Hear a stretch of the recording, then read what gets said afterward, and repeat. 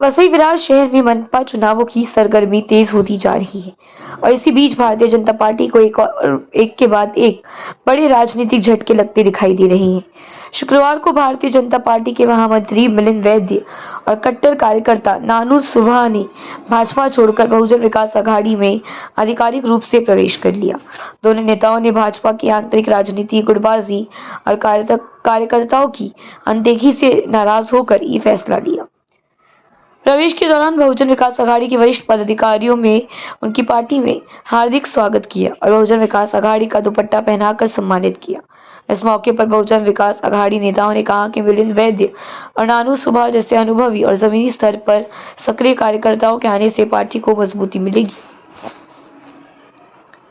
मिलिंद वैद्य ने कहा कि भाजपा में अब कार्यकर्ताओं की कोई सुनवाई नहीं रह गई और सभी निर्णय कुछ गिने चुने लोगों तक सीमित हो गए हैं।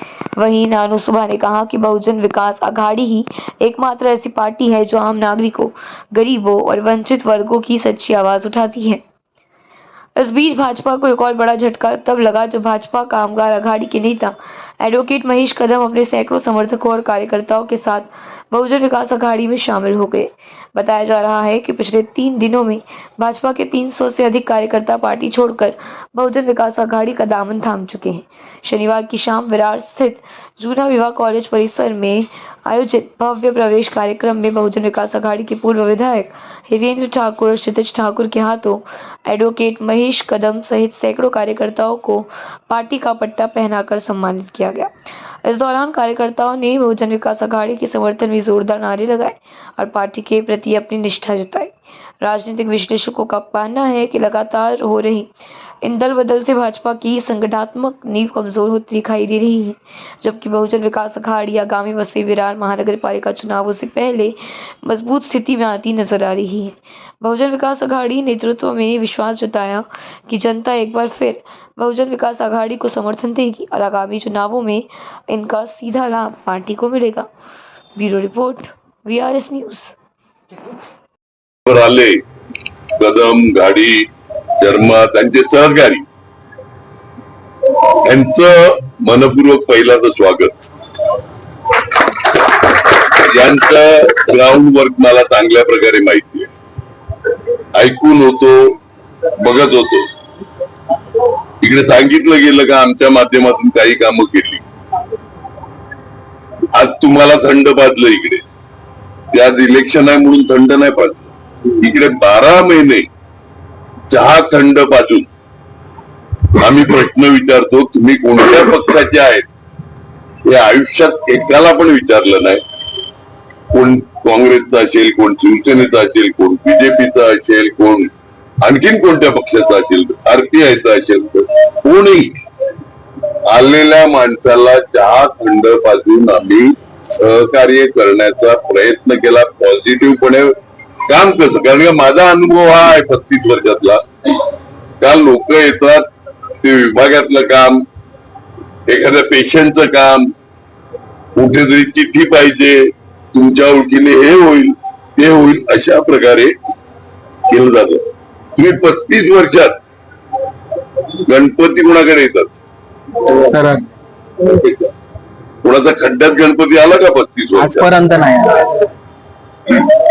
कोणती नवरात्री खड्ड्यात गेली का? कधी नाही। कोणती दिवाळी? आज काय परिवर्तन झालं?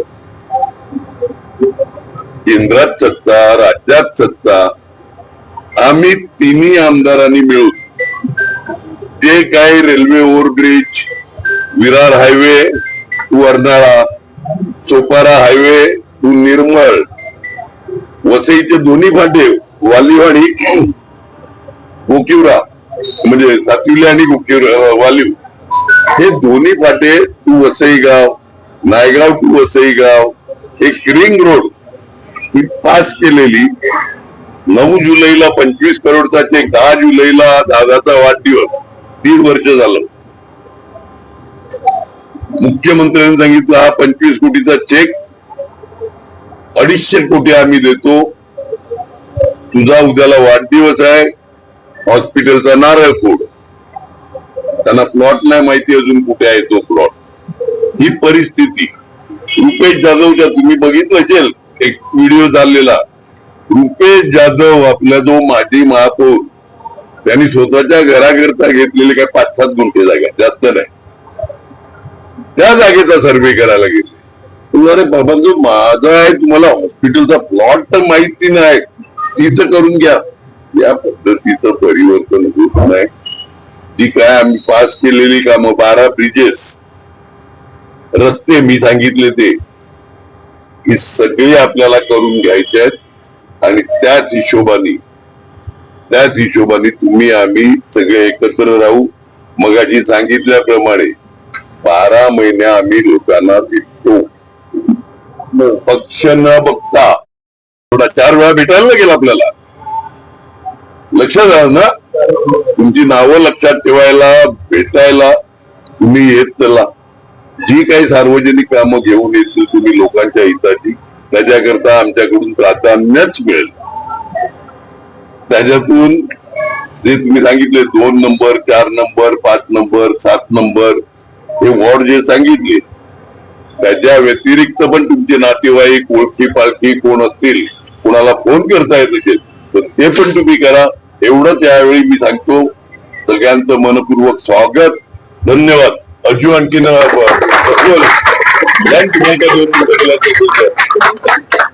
बोल. काय नाही, प्रत्येकाने जिकडे जिकडे त्यांचे कॉन्टॅक्ट आहेत, ज्या ज्या वॉर्ड मध्ये तिकडे आपले जे उमेदवार आहेत त्यांच्या जोडीला काम करायला सुरुवात सगळ्यांना. बाकी एक सांगतो, प्रस्तावणार नाही तुम्ही खुशच राहतील. कधी या माझ्याकडे, आम्ही आहेत तुमच्याकरता. म्हणजे 1 साल पहले जो आपने परिवर्तन किया था, उसके ऊपर में आपने क्या किया? हमारा पहली बात ये देखो कि ये आपको टिकट नहीं मिला, इसकी वजह से आप टिकट के लिए मैं गया ही नहीं था उनके पास. हम लोग का इंटरव्यू लिया, फॉर्म भर के लिए लिया. हमको आज थी कि बुला के दे देगा, लेकिन हमको मालूम नहीं, पीछे 8 दिन या 2-4 दिन के अंदर जो कुछ हुआ वो आपको सबको पत्रकार करके मालूम है, और सबको ही मालूम है वो क्या हुआ क्या नहीं हुआ. इसलिए अपन उसके ऊपर क्या किया क्या नहीं करने से अच्छा अपने को बहुजन विकास आघाड़ी का महापौर बैठाने का है. इसलिए हम लोग आज यहाँ 1 साल में जो परिवर्तन हुआ उसके विषय में आप क्या कहें? परिवर्तन का हुआ तो उनको परिवर्तन का कहा किया, आपने देखा क्या परिवर्तन?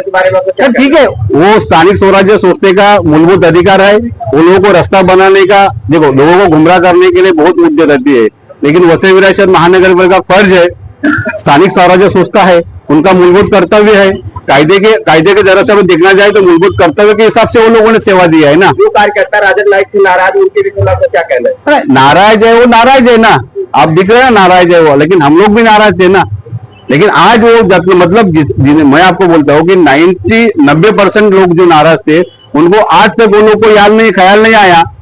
जिस आज सुबह मालूम हो गया कि अपना ये कार्यकर्ता उधर जा रहा है, सबको लेके जा रहा है, तब उनको ख्याल आया कि आप उसको रोकना मांगता है. आज तक रोकने के लिए मुझे फोन आया, मैं नहीं रोका ना, मैं निश्चय किया ना, मेरे को जाना है तो जाना ही है ना. जब परिवर्तन लाने के लिए हम लोगों ने जो कोशिश किया था, वो परिवर्तन लाने के जो खंबे थे उसको ही आप अगर तोड़ रहे तो आगे जाके मतलब क्या है फिर? छत्रपती शिवाजी महाराजांनी 365 किल्ले जिंकले, बरोबर आहे. त्यांनी कोणत्याही किल्ल्याला स्वतःचं नाव कोणत्याला दिलं नाही. आता आलेले खासदार आणि आता आलेले आमदार त्यांनी रस्त्यावर स्वतःचा बॅनर लावून ही जी त्यावर सोशल मीडियाच्या माध्यमातून स्वतःचा प्रचार करत आहे, पक्षाचा तो प्रचार करत आहे, हे अत्यंत चुकीचं आहे. हा शासनाचा पैसा आहे, हा भारतीय जनता पार्टीने दिलेला पक्षाचा पैसा नाही आहे. खरोखर हा जनतेचा पैसा नाही. ऍक्च्युली ह्या ठेकेदारांचे, पहिल्या ठेकेदारांचे जे ठेके अवलंबित असताना पण नवीन ठेकेदारांना टेंडर देण्यात कोणता अजा स्वार्थ होता या राजकीय नेत्यांचा? हाचा प्रश्न आम्हाला सामान्य जनतेला पडलाय. हा जो पक्ष, हा जो यांनी जो काढलेला जो नीती आहे, जो टेंडर दिलेला आहे, हा कोणाच्या घशात चाललाय नक्की, याचा पण आम्ही पाठपुरावा आपल्या बहुजन विकास आघाडीच्या माध्यमातून आम्ही करणार आहे. हमारी यहाँ पे तीसरी पीढ़ी चालू है. जब से मैं देख रहा हूँ तब से हिंदू मुस्लिम तो हुआ ही नहीं है ना. जाति धर्म को लेके आपा ने कभी राज किया है, हमेशा सबका सपोर्ट किया है, सबका साथ दिया है. आज मैं 20 साल से देख रहा हूँ, लीगली नहीं था, लेकिन मैं बहुजन विकास आघाड़ी का ही था, लेकिन आज मैं लीगली आया हूँ क्योंकि आपा को मुझे साथ देना है, सपोर्ट करना है. आपा अच्छा काम करने जा रहे हैं और आपा के साथ हम हमेशा रहेंगे, हमारा पूरा समाज हमेशा रहेगा.